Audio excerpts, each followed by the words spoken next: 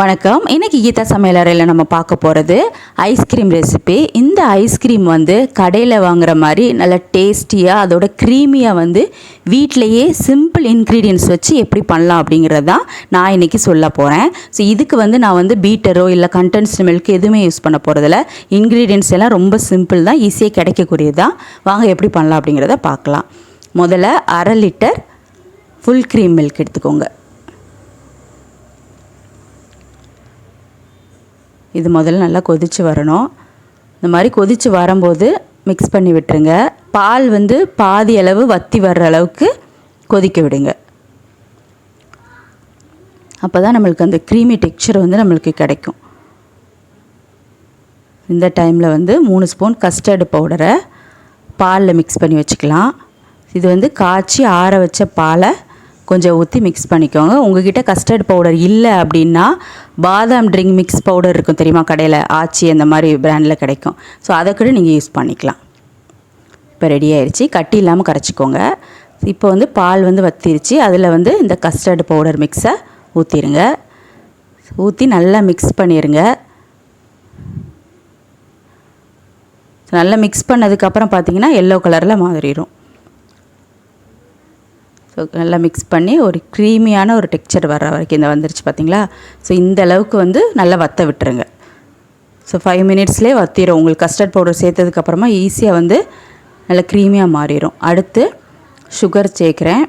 Sugar வந்து உங்கள் டேஸ்ட்டுக்கு ஏற்ற மாதிரி தான். ஸோ முதல்ல கொஞ்சம் ஆட் பண்ணி பாருங்கள். டேஸ்ட் கரெக்டாக இருந்ததுன்னா ஓகே, அப்படி இல்லைன்னா கூட கொஞ்சம் சுகர் சேர்த்துக்கோங்க. ஆல்ரெடி பால் நல்லா கட்டி ஆயிடுச்சு. அதனால் சுகர் வந்து நல்லா கரையிற வரைக்கும் மட்டும் அடுப்பில் வச்சுருந்தா போதும். இப்போ வந்து நல்லா மிக்ஸ் பண்ணி ஆயிடுச்சு. இப்போ என்ன பண்ணுங்கள், ஸ்டவ்வை ஆஃப் பண்ணிவிட்டு இது நல்லா ஆற வச்சுருங்க. ஸோ ஆறுனதுக்கப்புறமா அப்படியே அந்த பேனை எடுத்துகிட்டு போய் ஃப்ரிட்ஜில் வச்சுருங்க. ஃப்ரீசரில் வைக்கணும்னு அவசியம் கிடையாது. ஃப்ரிட்ஜில் மட்டும் வச்சா போதும். நல்லா கூலாகணும், கொஞ்சம் ஓரளவு கட்டியாகும், அது வரைக்கும் உள்ளே இருக்கட்டும்.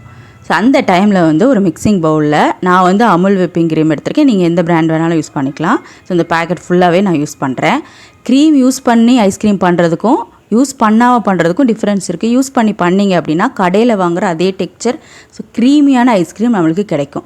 பீட்டர் தான் யூஸ் பண்ணணும்னு கிடையாது. நான் வந்து விஸ்கி யூஸ் பண்ணியே வந்து பண்ணேன். ஸோ இது மாதிரி ஒரு 5 மினிட்ஸ் வந்து இந்த மாதிரியே அடிச்சிட்டிங்கன்னா கொஞ்சம் குவான்டிட்டி ஜாஸ்தியாகும். அது வரைக்கும் இந்த மாதிரி பீட் பண்ணிகிட்டே இருங்க.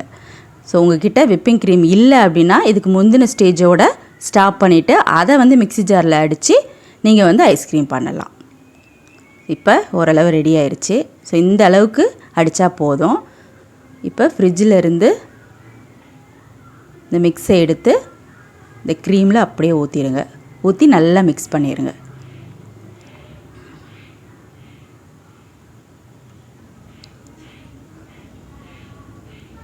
இப்போது இது ரெண்டையுமே சேர்த்து நல்லா மிக்ஸ் பண்ணிடுங்க.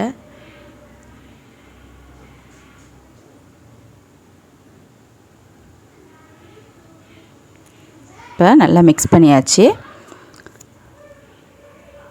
இப்போ வந்து இதை அப்படியே நம்ம வந்து ஃப்ரீசரில் வைக்க போகிறது கிடையாது. இதை வந்து மிக்ஸி ஜாரில் ஊற்றி திரும்ப ஒரு தடவை நல்லா பீட் பண்ண போகிறோம்.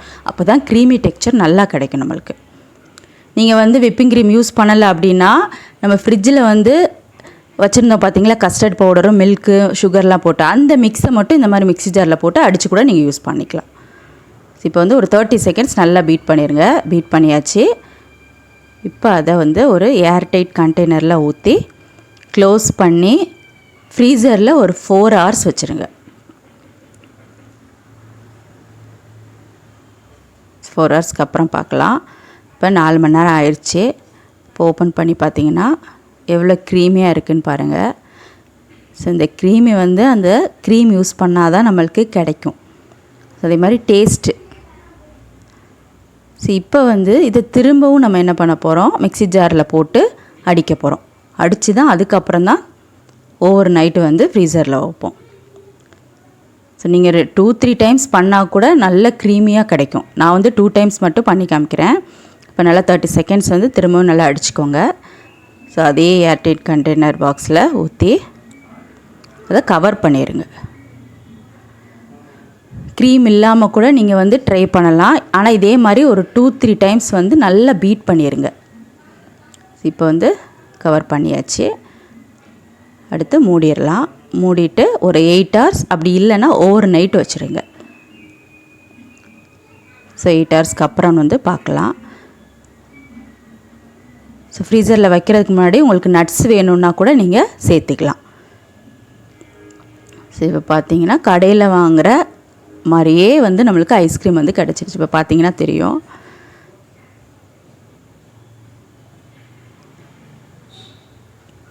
ஸோ எவ்வளோ க்ரீமியாக பார்த்தாலே தெரியுது, எவ்வளோ க்ரீமியாக இருக்குது. டேஸ்ட்டு பார்த்திங்கன்னா அவ்வளோ சூப்பராக இருந்தது.